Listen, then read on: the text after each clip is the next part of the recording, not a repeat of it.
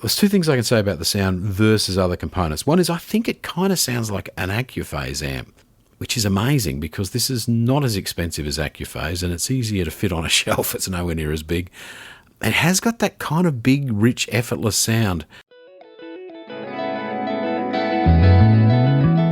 DeVore Fidelity, the show partner of Not an Audiophile, the podcast. DeVore Fidelity has become one of the most acclaimed high-end companies in the world, and having heard the loudspeakers many times, I know why. They're all still handcrafted in Brooklyn, New York.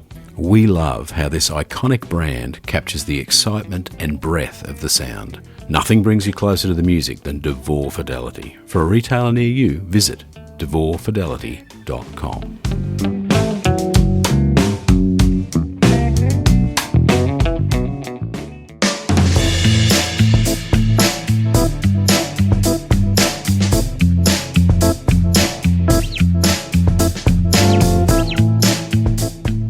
And we are back, Not an Audiophile, the podcast, episode 49. Today we are reviewing the Exposure 5510 integrated and speaking to the designer, Tony Brady. The Exposure 5510 integrated amplifier, Exposure Electronics' most expensive integrated amplifier and their newest. I recently had the pleasure of listening to it for some weeks at home on our Delacord 70S loudspeakers, powered by the Naim Uniti Star streamer section. In fact, that opened up a possibility of comparing the inbuilt integrated amp section in the Star against the Exposure. And for me, I don't know what do I always think when I'm listening to a review? The guy's about to rave, lady is about to rave about the product they're talking about, but I'm going to. I guess when you review something and it's god-awful, you just sort of put it down in the bottom drawer, send it back to the supplier, what have you, and we'll never speak of it again. This is not the case with the Exposure. It's a delight. In fact, as a Naim fan of many, many years, I have to say I'd much prefer to listen to the Exposure. The Naim is taut. It's a little kind of recessed in the top end. It's, as we know, fast, and I say taut in the bass. The Exposure is everything the Naim isn't. It's layered, it's detailed. The bass is got this beautiful articulation and weight and extension, which the Naim kind of lacks. It's got a real charm to the sound. It's sweet. Does it sound like other Exposure amps? Absolutely. And I think when we speak to Tony, we find out why. Because there is a history. He doesn't start with a clean sheet of paper. He starts with an existing design and improves it. But I'll let him tell us that in his own words. But I love the sound. It is exactly what I just said. I'm not going to go on and on about it. You have to listen to it. The problem with HiFi is that when you get past entry-level equipment and you're looking for genuine improvements, you are going to have to go and listen to things or borrow them or somehow get them into your system. A helpful dealer will allow you to hear this amplifier on similar loudspeakers to your own, and you should be able to. And maybe at that point you can try it at home, but it is a delight. I felt, it was one of those products that I did not want to give back. The less expensive Exposures start from $3,000, $4,000, $5,000. So, don't feel like we're talking about a brand that only makes expensive products. In fact, Exposure's kind of the opposite. It's a very value for money orientated company. The staid appearance is part of that equation. The hardware they make the amplifiers with is very similar across the range. This helps to keep costs down. The small footprint, the relatively thin case makes it easier to ship and therefore less expensive. There's less raw materials. You don't have to fill the front panel up with VU meters or something. Otherwise it becomes a very plain box. It is full inside, and we'll talk about that after we speak to Tony, the designer, when I pull the lid off and have a look and actually see what is inside. But the key features Tony will also tell us about, but I'll just summarise them here. There is no standby circuit. It is a hard power switch on-off. So when it's off, it's absolutely off. There is a remote control for volume. It works very well. You can set up in the menu. There is a display on the front panel. You can set the switch on volume control. The battery flap is very hard to get off the remote. I spent 10 minutes. In fact, I spent 10 times longer trying to get the batteries in the remote than I did to plug the amplifier in and get some music out of it. To get music out of it, you apply power, an input source, a pair of speakers via 2 pairs of banana sockets. So when I say 2 pairs, they're not switchable either. So yeah, it's if you buy wiring, you can just have literally 2 sets of cables. You don't have to join the amplifier pair together, if anyone still does buy wiring. So I said hard power switch, just banana sockets, a remote for volume, and a few other functions, such as mute and input select. Lots of spare buttons you'll never use. The battery flap is hard to get off. Lever it down with your thumb, as you normally would, and then flick it out from the bottom on the thin edge of the base of the remote. That's what my notes tell me. That's how I eventually got it open.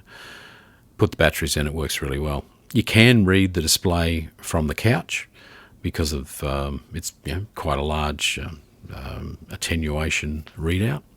So you do know where your volume's at if you've flicked it to another input.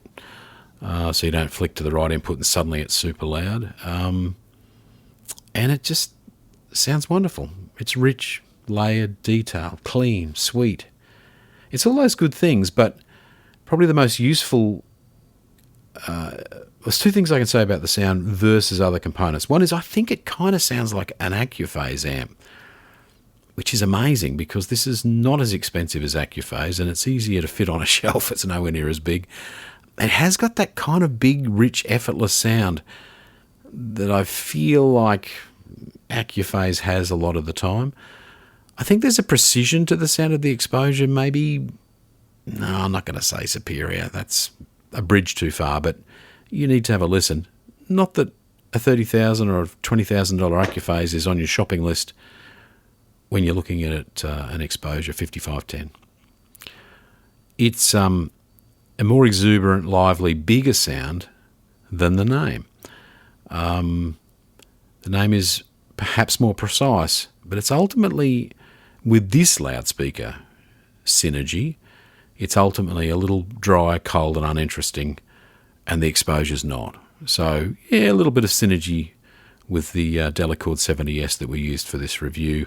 A 6.5 two-way, largish box, quite a neutral speaker, but the sound was thoroughly enjoyable with that loudspeaker with the 5510. Look, I think we'll speak to Tony. He answers a number of my questions about how this amplifier was developed and what's inside the box. And then after we speak to Tony, I'll lift the lid and describe what I found, the quality of the components, the general layout, the way it appears, what I could see in there. And, of course, there's pictures of that internal exploration on the webpage for this episode. Thanks for listening. Let's talk to Tony. March Audio. March Audio is a proud episode sponsor of the Not an Audiophile podcast. With a mission to provide superb technical performance and exceptional sound at modest prices, Alan March has designed a range of power amplifiers, a preamplifier, and a selection of stunning loudspeakers that you should check out now at marchaudio.com. Well, when I spoke to you at Munich earlier last year, you told me that really it'll be better than the 3510, but I think it's quite a lot better actually, and certainly that's what I'm telling people. So you sort of were playing it down, but I mean that's kind of your way. Yes. Yeah. Yes, because people may get confused because the outlook is not so very different to a 3510. The casework is the same, yes, except for the front panel. Yeah. But the internal construction's different, and the transformer's uprated a little bit. Power is up a little bit, but not very much. But the power amplifier is modified. Compared to a 3510 integrated or stereo, it has a DC servo like we put in our mono amplifiers. Okay. And that gives you a very good tight bottom end. It does. So it saves having a feedback capacitor in the loop in the signal path effectively. So, it sounds better. It absolutely does. And it's one of my comments. So I should point out to the audience that I've listened to this without speaking to Tony. I borrowed the amp from the local distributor He was very kind to loan it to me. And the things that I noticed that I wrote down were exactly that: the delicacy and the accuracy and yes, the grip of the bottom end, and it's kind of the extension in the bottom end. I don't know whether that's got much to do with well, you'll sort of get a more extended bottom end, but you don't just want lots and lots of bass. No, it mumbles along. You want a nice tight bass, so the mid range is clear. Well, it does both of those things, and that is exactly what my notes say, is that the bass is not exaggerated. It's completely real, accurate, but it has this way about it that's just kind of effortless and clean, I guess. And of course, I'll tell you a good test. Sure. Put a small pair of speakers on it. Yeah. And that's, if you put a small pair of speakers on a big amplifier, you get to hear what the thing's really doing. Well, actually, that's it really what shows it up. It's kind of actually what we've done. I used our own range of Delacord loudspeakers, used our most inexpensive model, a 6.5 two-way, but it's in quite a largish box. It's a wide baffle, sort of old school sort of loudspeaker, and the matching, it just I've never heard them sound as delightful. Sounds a bit weird saying that about even at low my level product. Absolutely. Talking about the mid-range, there's a real delicacy, there's layers of information, there's a cleanliness, but lacks sterility. It's just it's a typical exposure amp, I should say, and I guess my question to you should be, what is the exposure sound, do you think? And do you, I mean, to me, it's such an honest, difficult. Well, they're an honest sounding amplifier. They're not particularly coloured. Yeah. No. Is it the way they're neutral? They don't have to emphasise anything. No. They just let everything that comes in open, through. Yeah, open. Yep. Yeah, you nice open amplifier, tight bass, clean treble is what I'm trying to go for. I mean, it's not exaggerated, not rolled off too much. No, is the recipe as simple as that as far as your goals? I take it. Essentially, but because when you design these things, well, I can see the sound. I know what it sounds like when I'm drawing it. Wow. See, really. This is why I wanted to speak to you, because you seem to know this. I say to people, he knows the sound of every transistor that he uses. Is that a decent thing to say about your knowledge of? Well, I've never listened to every transistor individually. I used to do stupid things like that. It would take a lot of time. Well, yeah, and it's not very useful in the end of the day. Because you have to make an amplifier consisting of a lot of parts, and you've got to listen to all of them. Yes. Of course, resistors we listen to sometimes. Capacitors, yes. Depends on whether we put certain things in certain positions. It works very well.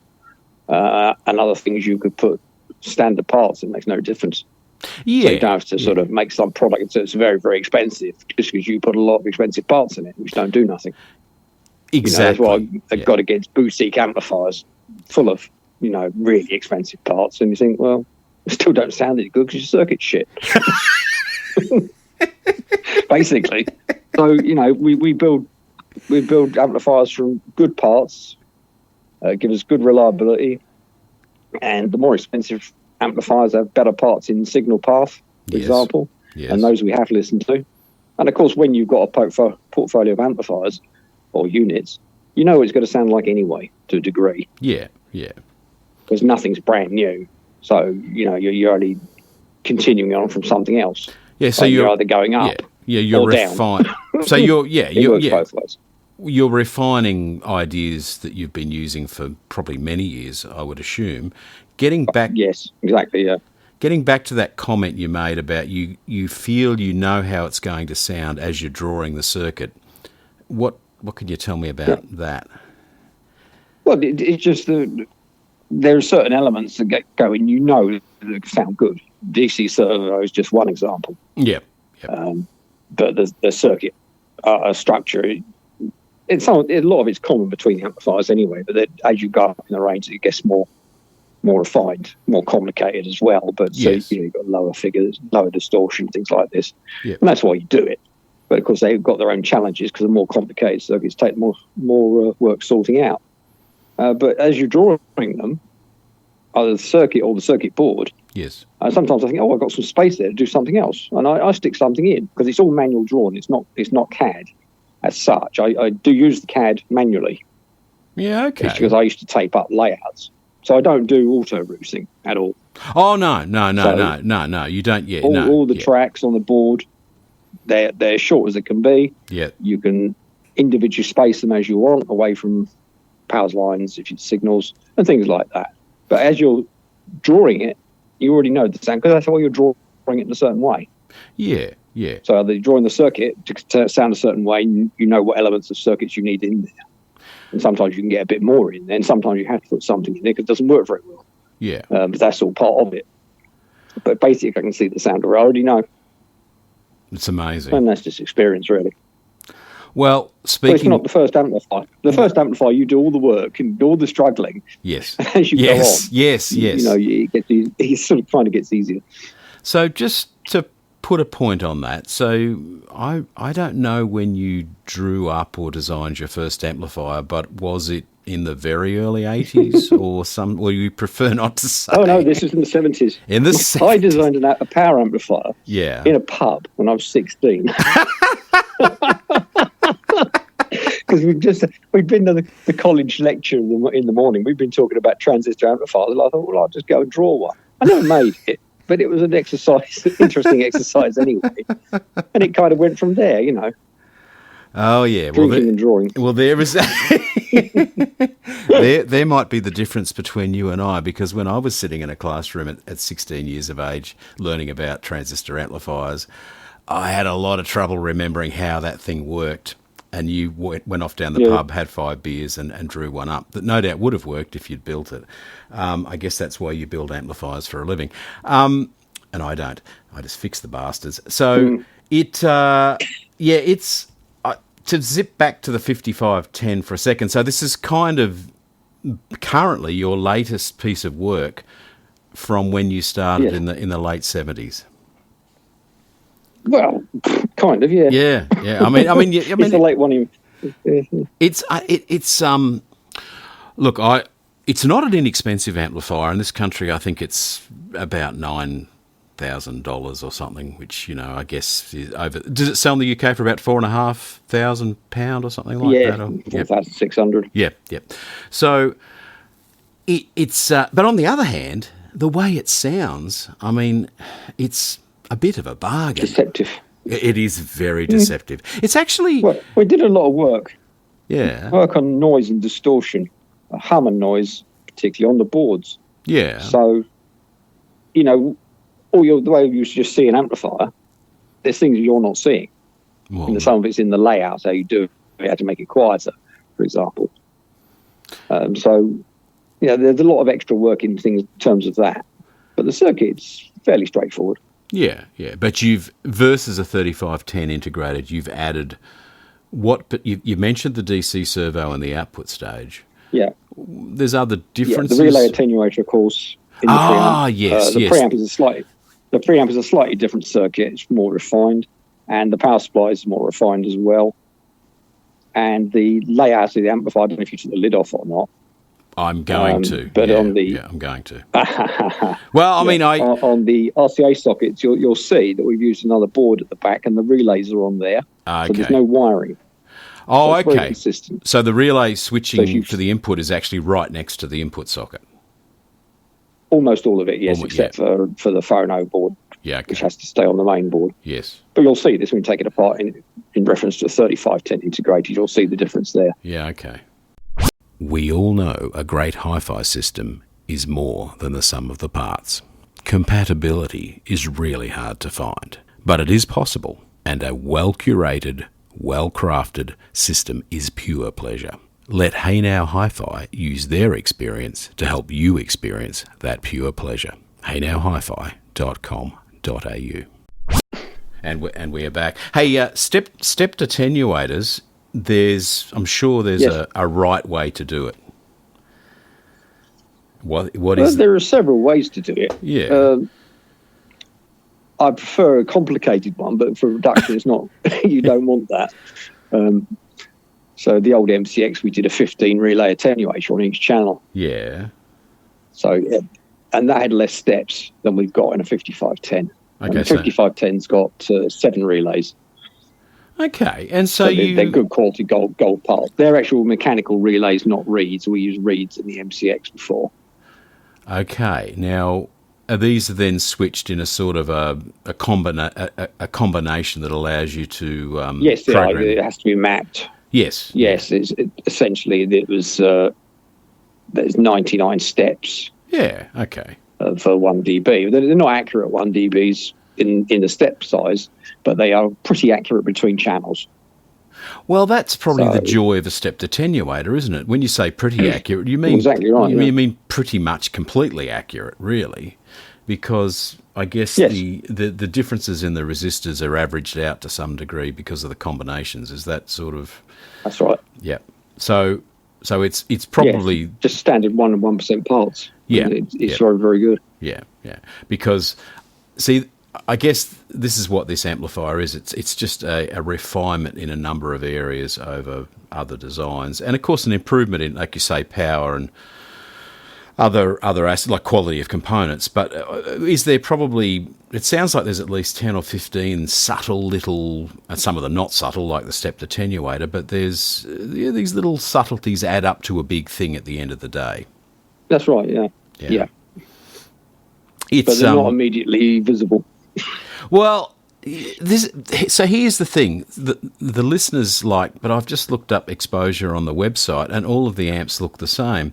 And of course, of course they are, because what you're trying to do, I think, from an outsider's point of view, is that you're trying to create an amplifier that offers the greatest performance for the least or the most sensible amount of money. So one way of doing that is to keep the casework obviously very similar across the range. Is that part of? Yes. It is. Yeah. Yes, we got it because we had 2 ways of going with this amplifier. It was either big and stupid and heavy. Yes. Or more standard, and we chose the more standard route because we can pick it up because we're all getting older. Yeah, well, and the customers are getting old in some ways. Yeah. Because otherwise we would have built a 35 kilo monster. Yeah, and but practically, if you do that, then you've got to have new metalwork, new packing, etc., etc. Goes on. Yeah, and you can't ship Whereas as this many. One we had a new front panel. Yep. New transformer, new boards, of course, but basically it's still following on from the other models. Yeah, look, it makes it more affordable anyway, and actually it's more practical. Well, I mean, it is more practical because it's quite a lump, but you can easily grab hold of it and move it around. And I don't know what it weighs, but I'm going to guess and say it weighs, I don't know, 10 or 12 kilos or something like that. Maybe it's not quite that, but it's a very solid little unit. It's a bit more than 12. I think it's 12 or 13. Oh, well, I'll edit that bit out and say it's 12. Yeah, call it 14. But it's it's a solid little lump. The controls feel beautiful. It's a really nice, beautifully finished off piece, but ultimately it's for those that want, function over form, I guess. That's kind of... Yeah. I mean, because that's what it does. Well, it can do a lot of good things, a lot of all-round things, because, of course, you can put the new DAC card in it, which is common to the 3510 as well, and also either the MC or the MM or the DAC card, basically. It's a choice of one, which one you want. But it can make it very flexible like that. You've got one almost all in one unit. If you've got a small streamer and you've got the DAC board in it, you're away. Indeed. For not really that much money. No, not when you start looking around. I mean, I don't know whether I'm going to say it right now. I can always edit it out, I guess. But I felt that the sound was, and you may take this as an insult because you might think that Accuphase is a terrible sounding product, but it's well built. It's really, really, really well built. It is well built, and I watched their video that's on YouTube. Oh, okay, yeah. Rather interesting. Well, they do take everything to extreme, don't they? As far as the care and how pretty it is and how it all clips together. Oh yeah. But they do have a kind of a nice sound, a sort of a well-rounded, a big, sense of scale, and sort of a sense of delicacy and cleanness of the sound. And yours has got all of that at about a third of the price. But I'm not sure I'm going to leave that in this recording. But but I'm just saying. Like I say, you may not have listened to a piece of Accuphase recently, and I haven't listened to any for a couple of months. But when I did last listen to some, I got the same feeling of just kind of effortlessness, and I don't know. It's this audio vocabulary that we have is sometimes left wanting, and I can't really describe it. People need to go and listen to it, and I guess that's what you would say is that Oh yeah. Yeah, you just got to go and have a listen. Any other thoughts, Tony, on exposure in general? You mentioned you're working on the pre-power of this same... Well, I finished working on it. They've just got to get into production now, and there's a DAC as well, which is not on the website yet. We're revamping the website very shortly. Okay. And so all the new products will be on there anyway. So the new DAC, it's a freestanding DAC, not the board that you plug into the 5510 integrated or... No, it's freestanding. Yeah. It's got the top-end AKM DAC in it. Have you got, while we've got you on the phone, and you're a hard man to get on the phone, so I might as well ask every question that I've ever had, have you got any thoughts on that DAC and why you use that chipset, or is it it gives you the sound you want, I guess? Well, it gives us the sound we want. I think it's the best chipset around. Okay. At the moment, so we're using AKM in everything. Right. They're very nice. They sound nice, and they're very easy to implement. So that's good. Yep. The DAC choice changed during the life of the design because their factory burnt down. So luckily we didn't have a production model. So that changed the chipset afterwards. Yes. And we basically waited. And during that time, of course, we put the OLED display on that one. And that was actually the first product to have it. And the amplifiers got it next. But all the display work was done on the DAC. And when we could get chips and then when we could get the boards made and all the rest of it, that's led to the DAC coming out second after the integrated. It's actually out now, although it's not on the website yet. And then the pre-power will be out, I think, maybe February. It's well late, but it should be February. Yeah. I'm just sitting here slightly slack-jawed because your output, I mean, you are the guy, right? You don't have a secret team of elves hiding in the back cupboard. No. So, can you describe your workplace? Is it very French, or is it?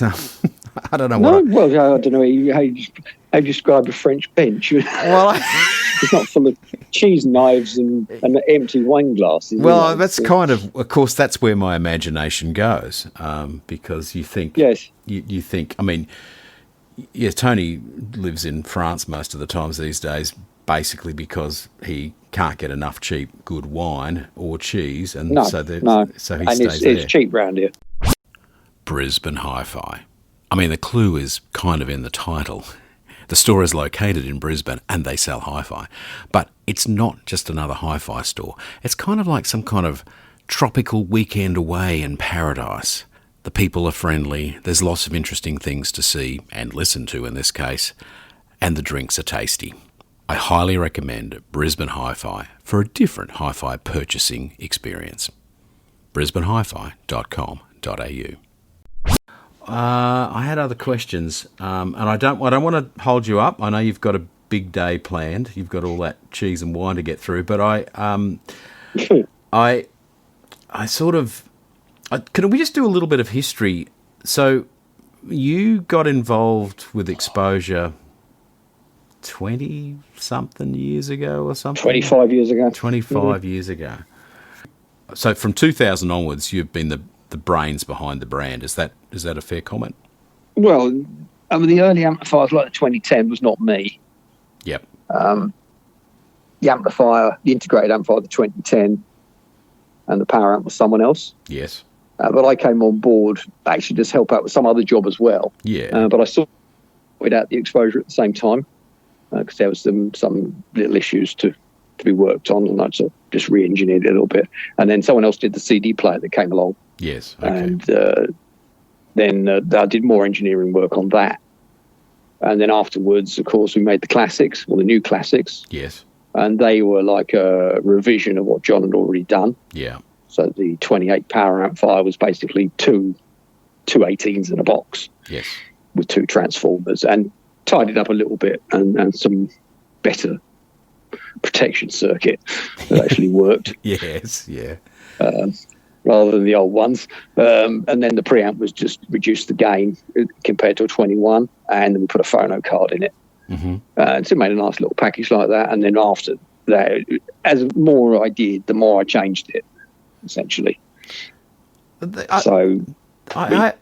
a reason why I ask, and that's because a while ago in my little repair enterprise, someone brought in an amplifier, and they said, you designed it. And I think it was called a Onyx or something, or what? That's right, yeah. Yeah. Yes. So... I started Onyx in the late 70s.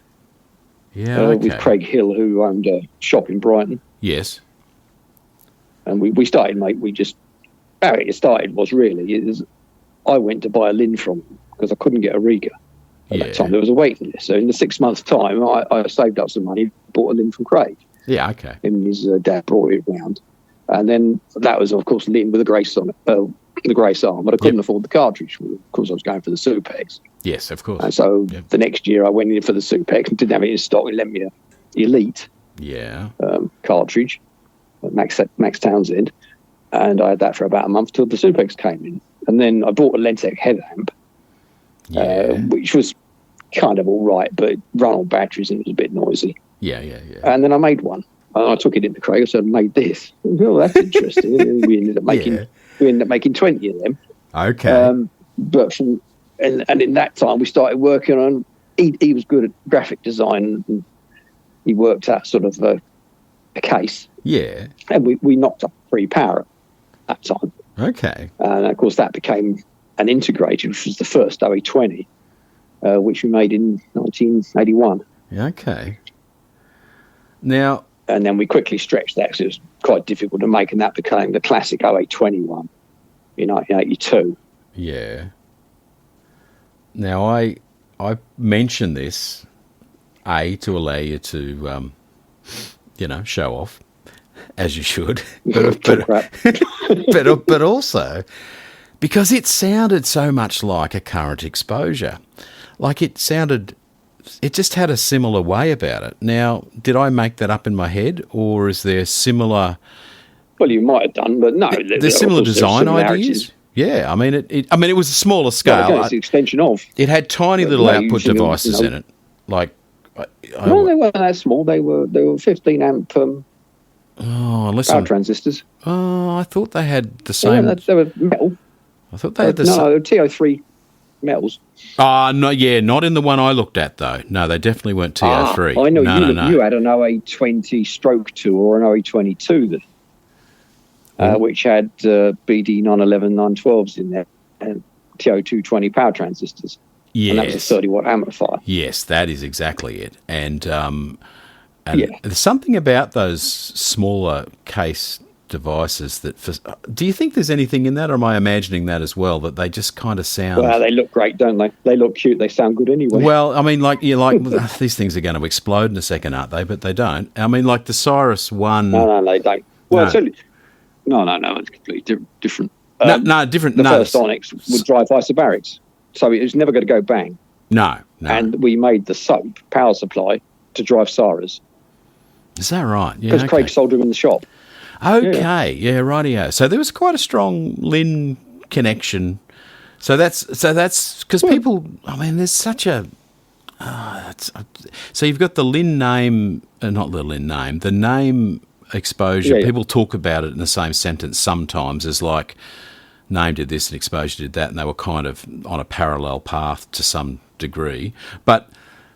But when you were doing the Onyx, it is Onyx, isn't it? ONIX or something, is it? Yep. That's right, yeah. Yeah. You actually were quite connected to the hip with Lin as well, but but sort of through the back door via this retailer in No, Brighton.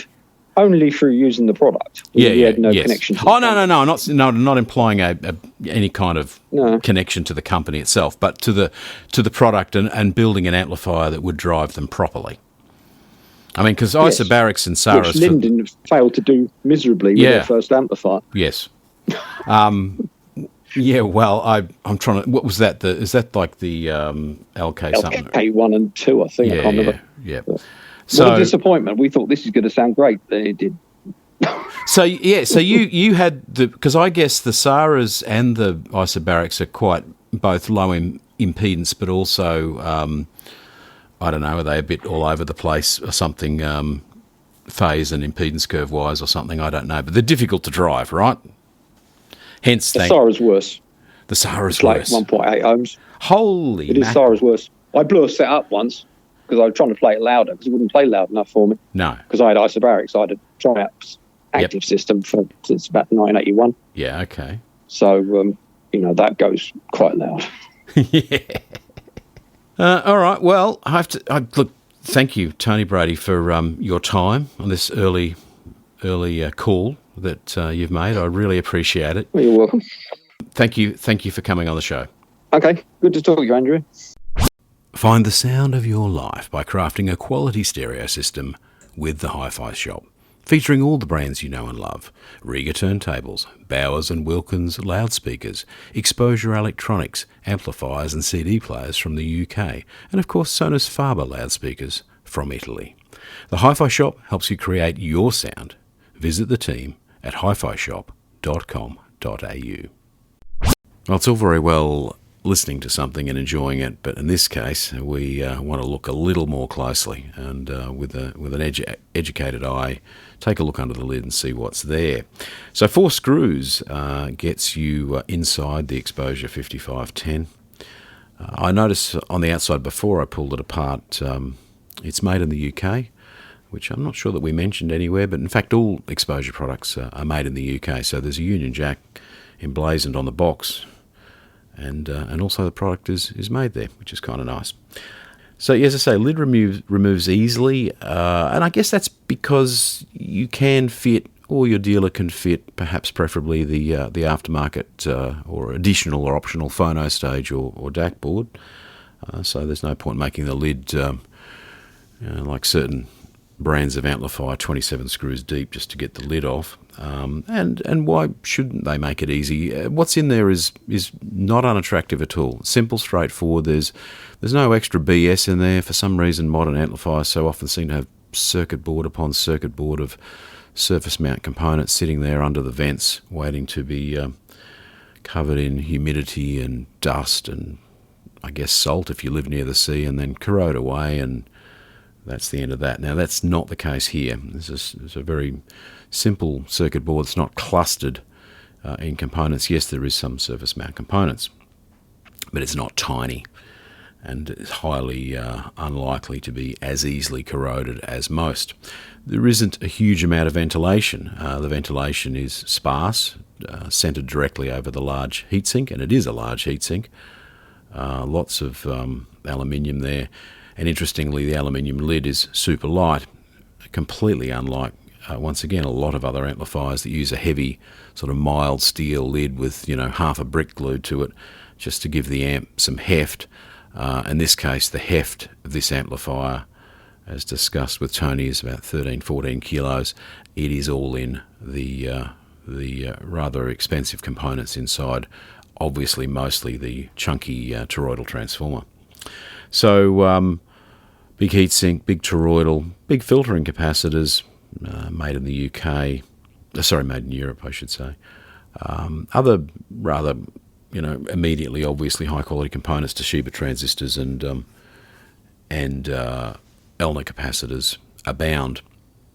As I mentioned, some surface mount components. It's hard to get away from. That's literally how electronics are made these days. And for the obvious reason, you can get a circuit board assembled by a robot very rapidly. Interestingly, some of the other boards hidden away, the the stepped attenuator board under the main board, which is not clearly visible once you first lift the lid off. You have to look sideways, and there it is. There is a sneaky photo on the website, on our website, notaudiophile.com, where you can see these inside photos, and you'll see the stepped attenuator board under the main board, and then of course there's the rear board Tony alluded to in the interview, with the relays switching the inputs right there at the socketry. Speaking of socketry, good quality socketry, individual sockets, not some plastic array of PC mounted sockets. They're proper screwed down sockets, the RCA inputs I'm referring to and outputs, and the aforementioned banana sockets at a glance appear to be UK made ones from that company that I've managed to forget the name of, but they're not an inexpensive piece. Very good quality. In fact, everything in here looks like it will last a long time. I guess that kind of wraps it up. It's a simple, straightforward, or should I say deceptively simple, straightforward, actually quite complex amplifier, much more so than some of the more entry-level. Well, there's only two other integrators in the range, right? So the 2000 series ones is quite straightforward. 3500, 3510 a little bit more so. This is an all-out effort, as Tony alluded to. Quality, simplicity, careful design, no BS. Premium components. Keep it simple, make it affordable. Let's face it, we're building this thing to listen to music, not sort of explore the wonders of electronic engineering. All right, thank you, folks. Thank you for listening. I really appreciate you tuning in. I will be back next episode 50, a half century. Who would have thought it? Talk to you then.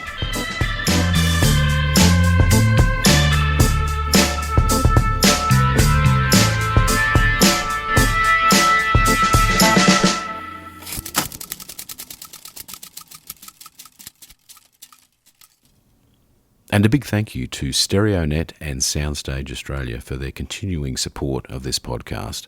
StereoNet has probably one of the most popular audio-related forums in the world, and the classifieds are amazing. All sorts of gear comes up for sale, and of course reviews, news articles, etc., which is well worth a look. Soundstage Australia, Edgar Kramer writes a magnificent, highly detailed and careful review, great photography, interesting products, and over at soundstageaustralia.com you can see those. So stereonet.com, soundstageaustralia.com. Have a look now.